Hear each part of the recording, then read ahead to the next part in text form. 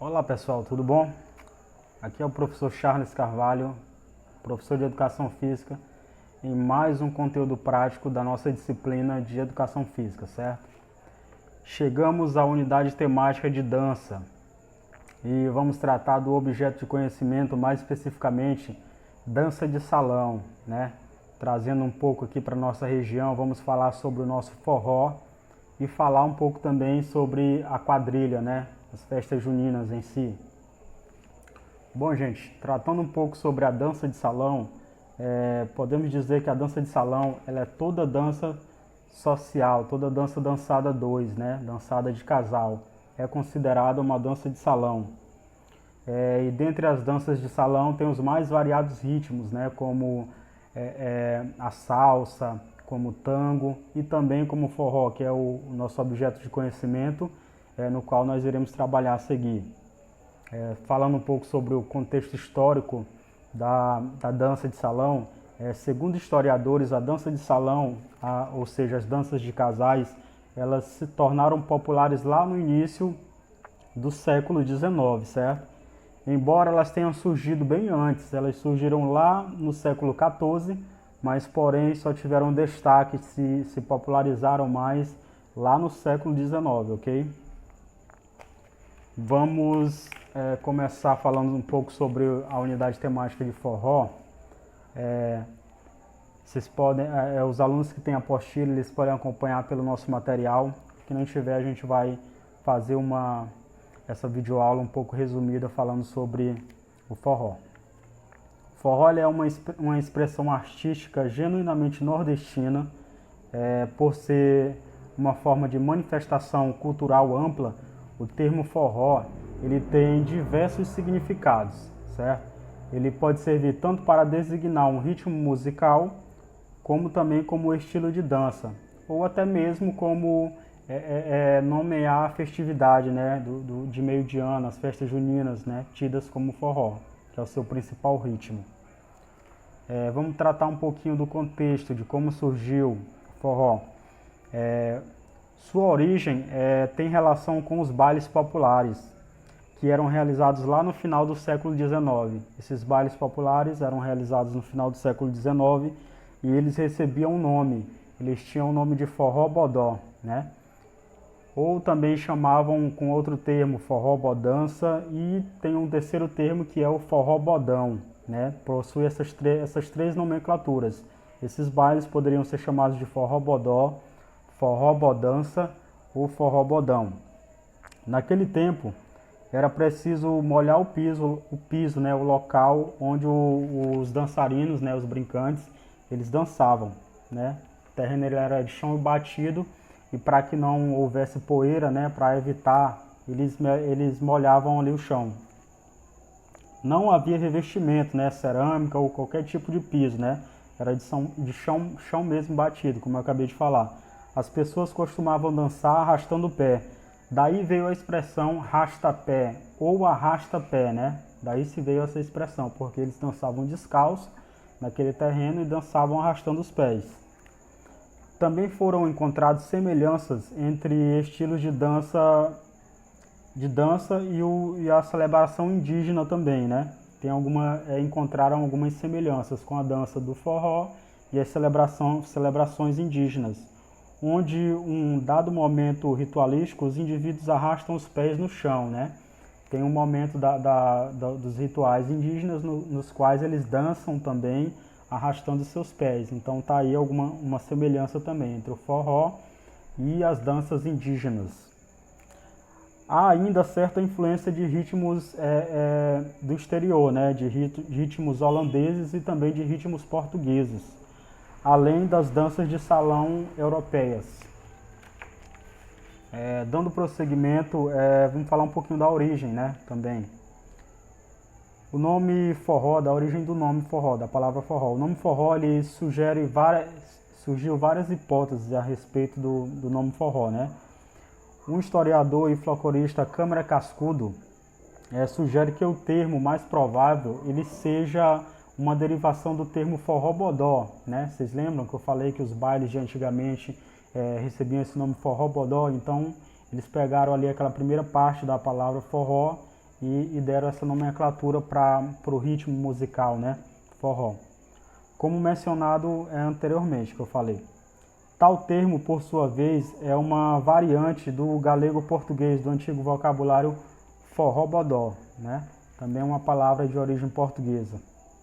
E há também outra variante que ela pode ter vindo também do francês, né?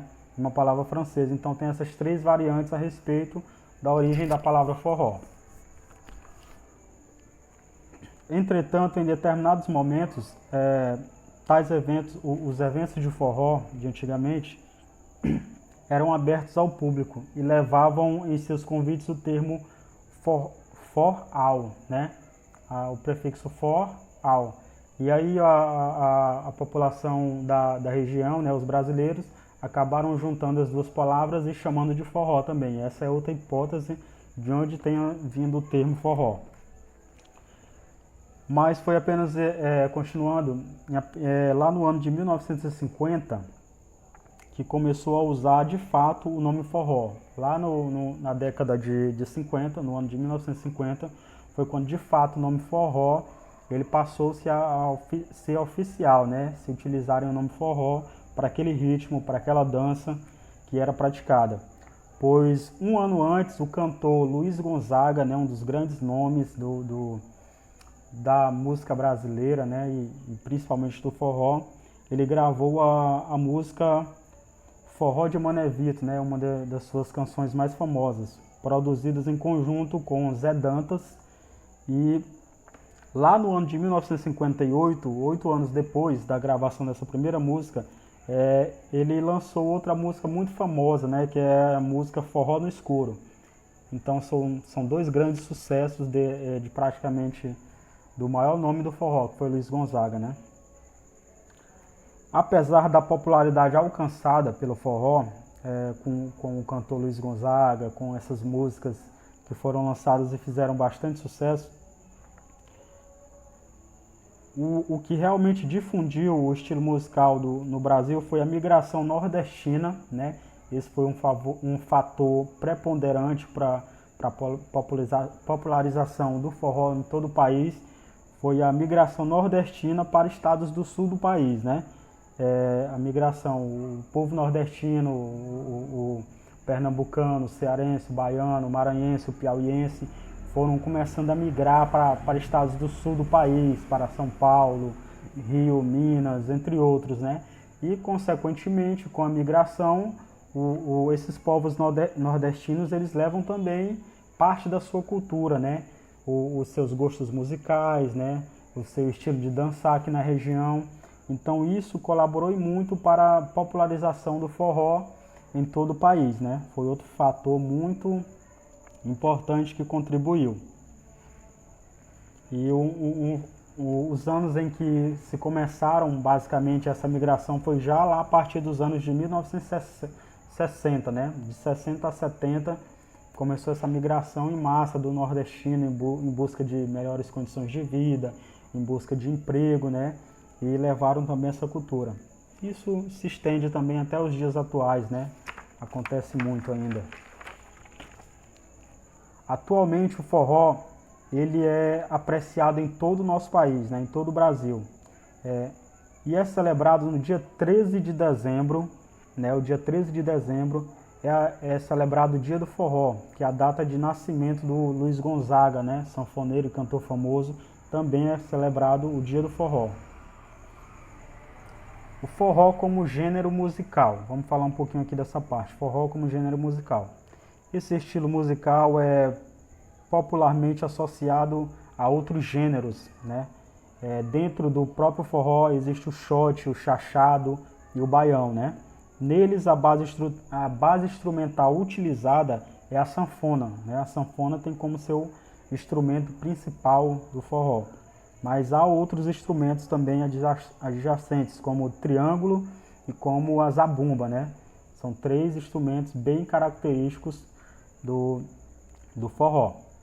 É chamado também de forró tradicional ou forró pé de serra, né? São outras nomenclaturas usadas dentro do forró. E seus maiores representantes, como eu já falei, um deles que é o Luiz Gonzaga, mas também tivemos Jackson do Pandeiro, Dominguinhos e Sivuca. Esses são grandes nomes. Vocês podem acompanhar nessa figura aqui. Tem a foto aí do Luiz Gonzaga, né? A partir dos anos 80, o forró ele sofreu algumas modificações. Nessa época foram introduzidos também a bateria, né? Que está até hoje, a bateria, a guitarra e o contrabaixo elétrico. Já na década de 1990, outros elementos foram incorporados por algumas bandas, como os teclados, saxofone e a zabumba. A zabumba acabou perdendo um pouco de espaço, né, com a entrada de vários instrumentos, mas até hoje se existe, né, independente, dentro do forró existe vários tipos de forró, né. Esse subgênero passou a ser chamado de forró eletrônico ou forró estilizado. Veja só, essa nova tendência do forró, no qual se utilizou vários instrumentos, como eu acabei de falar, a bateria, o contrabaixo elétrico, o saxofone, ele recebeu uma nomenclatura, o forró elétrico, né? Ou também chamado de forró estilizado. Sofreu críticas, né, por estar transformando o forró tradicional em uma nova roupagem, né? Algumas pessoas teceram críticas a isso. Em um produto superficial da cultura, né? Chamaram até deram esse nome de produto superficial, mas eu acho que há espaço para todos os tipos, né? Já lá nos anos 2000, no início dos anos 2000, esse tipo de música ganhou nova repaginada e surgiu na forma de forró universitário, né? Surgiu o termo forró universitário, que acrescentava ao estilo original algumas mudanças instrumentais, né? Pegaram muitas as batidas, né, o ritmo do forró tradicional e acrescentaram algumas coisas e deram essa nova nomenclatura de forró universitário. O forró ele é dançado, falando um pouquinho mais aqui, continuando sobre o ritmo musical, sobre a dança, sobre o forró, ele é dançado em pares e em posição de abraço fechado, com seus parceiros de frente um para o outro, usando o contato corporal e total ou também contato parcial, dependendo do estilo de música tocada. Como eu falei, existem vários tipos de modalidades dentro do próprio forró. Existe o baião, o shot, o chachado, o forró universitário ou o forró eletrônico e até por último o forró universitário. Apesar de todos serem o forró, varia um pouco a maneira de dançar de cada um deles. Finalizando aqui essa parte que fala especificamente sobre o forró, a gente vai falar um pouquinho sobre a quadrilha, né? Que é outra tradição importantíssima da nossa região nordestina e de fato também está dentro do nosso currículo, da unidade temática da nossa educação física, né? Afinal, a quadrilha é uma manifestação cultural que está dentro do nosso conteúdo de dança, então a gente deve falar também. A quadrilha, também chamada de quadrilha junina, ou caipira, ou quadrilha matuta, é um estilo de dança folclórica coletiva muito popular no Brasil. Essa dança de teor caipira e típica de festas juninas, ela geralmente acontece durante os meses de junho e de julho, né? Acontece geralmente nessa parte de meio de ano, onde é feita a festa junina, né, de fato. É o momento de maior destaque, né, o momento em que aparecem os vários e vários grupos de quadrilha. Em toda a região do nosso país, mas principalmente na região Nordeste. Mas hoje em dia essa cultura já se espalhou pelo resto do país.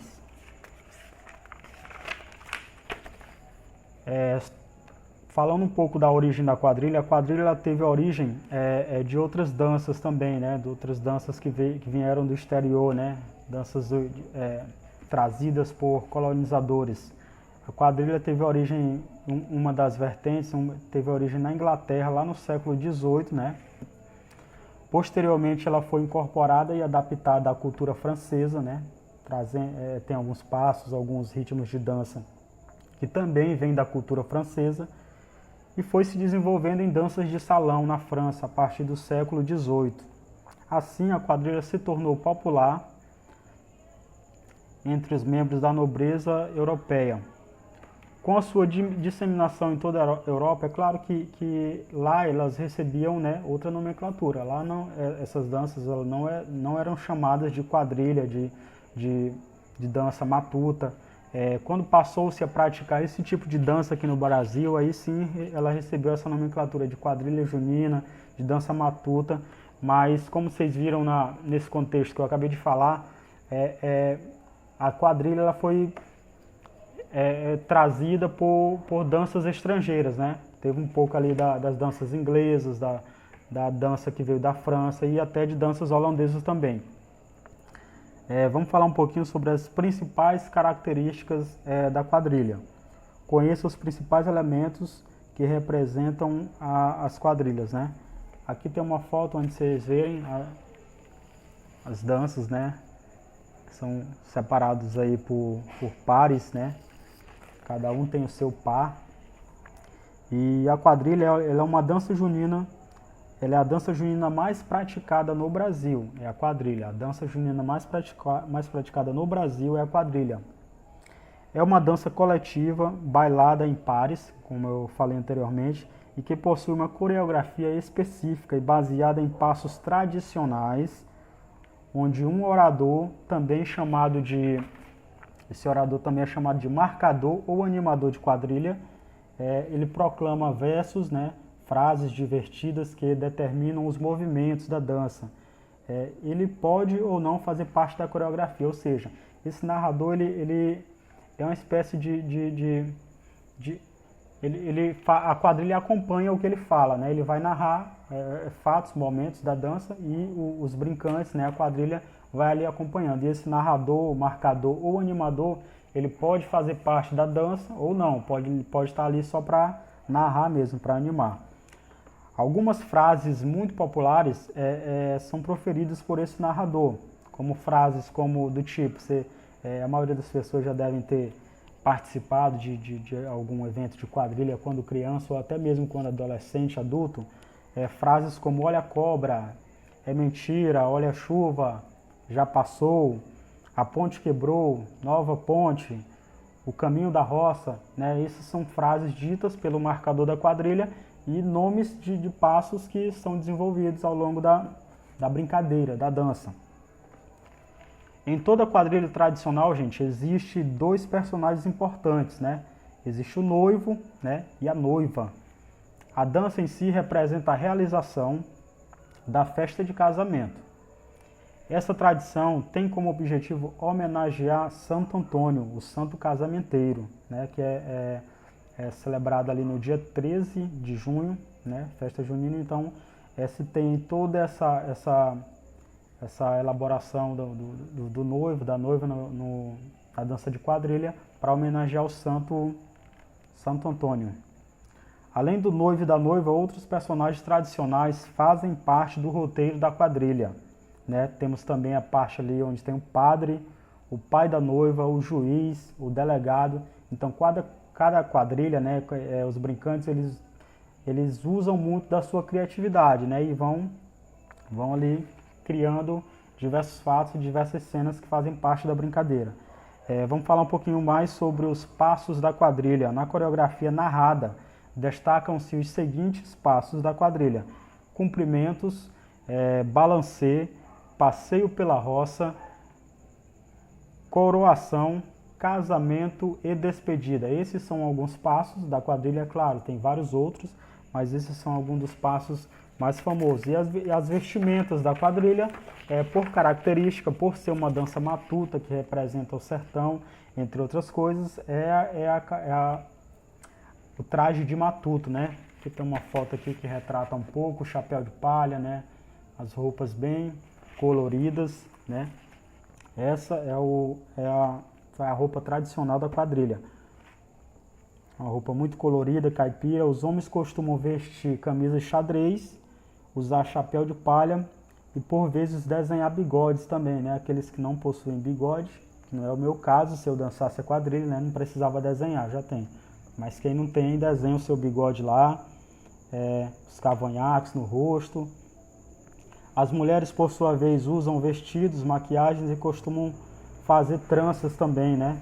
Maria Chiquinha no cabelo, entre outras coisas. Então, gente, finalizamos aqui mais uma aula teórica de educação física, certo? Onde falamos da dança de salão e especificamente do ritmo musical forró, e finalizamos falando aqui um pouquinho sobre quadrilha, né? Que é outra dança, outra arte que também faz parte da nossa cultura aqui. Meu forte abraço a todos e até o próximo encontro.